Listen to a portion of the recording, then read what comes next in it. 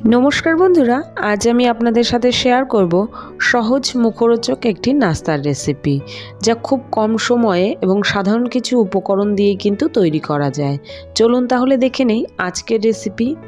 प्रथमे आमी एखाने एकटा गाजर और एकटा आलू खोसा छाड़िए भालो करे धुए परिष्कार करे रेखेछि। एबार गाजर और आलूटाके आमी एकटा ग्रेटारेर साहाज्ये ग्रेट करे निচ্ছি। गाजर और आलूटाके ग्रेट करा किन्तु एखाने आमार हये गियेछे देखुन। एबार एकटा बाटीते आमी सामान्य परिमाणेर जल निये निয়েছি। এখন এই জলের মধ্যে দিয়ে দিচ্ছি हाफ टीस्पून নুন।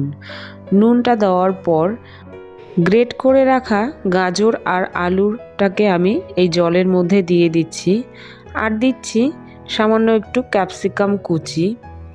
এবার এই সব কিছু জলের মধ্যে 2 থেকে 3 মিনিট সময় এভাবে একটু রেখে দেব। এরপর একটা পাত্রে আমি নিয়ে নিচ্ছি 1 বাটি চালের গুঁড়ো।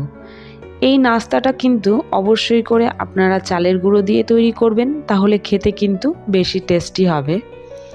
এবার ভিজিয়ে রাখা সেই আলু, গাজর আর ক্যাপসিকাম কুচিটাকে হাতের সাহায্যে খুব ভালো করে চেপে জল ঝরিয়ে চালের গুঁড়োর মধ্যে নিয়ে নিচ্ছি। আর অবশ্যই করে কিন্তু জলটাকে খুব ভালো করে ঝরিয়ে নিতে হবে।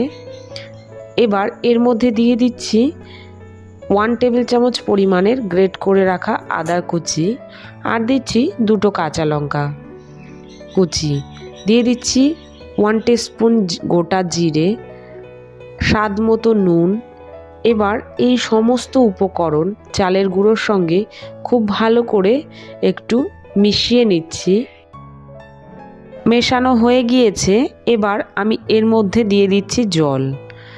আমি অল্প অল্প করে জল দিয়ে একটা ঘন ব্যাটার কিন্তু এখানে তৈরি করে নেব।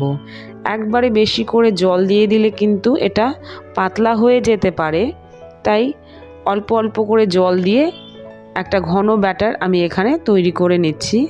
দেখুন এই পর্যায়ে কিন্তু ব্যাটারের ঘনত্বটা বেশ ঘন রয়েছে।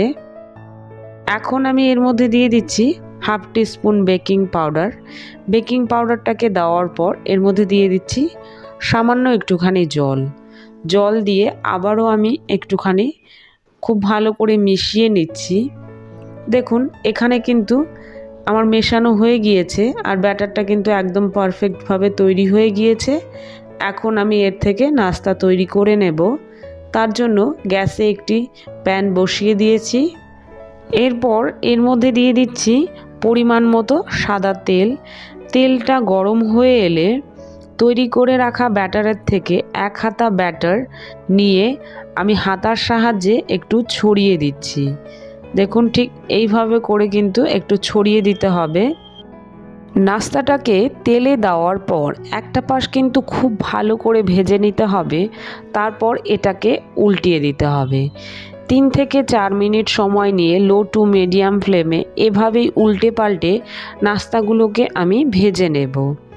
আর এই নাস্তাগুলো তৈরি করা যতটা সহজ, খেতে কিন্তু ভীষণ মজাদার। ওপর থেকে যেমন ক্রিস্পি হয়, ভেতরে কিন্তু ততটাই সফট। আর আজকের এই নাস্তার রেসিপি যদি আপনাদের কাছে ভালো লেগে থাকে লাইক, কমেন্ট এবং শেয়ার করবেন। আর আমার চ্যানেলে নতুন হয়ে থাকলে চ্যানেলটিকে সাবস্ক্রাইব করার অনুরোধ রইল। ভিডিওটি দেখার জন্য অনেক অনেক ধন্যবাদ।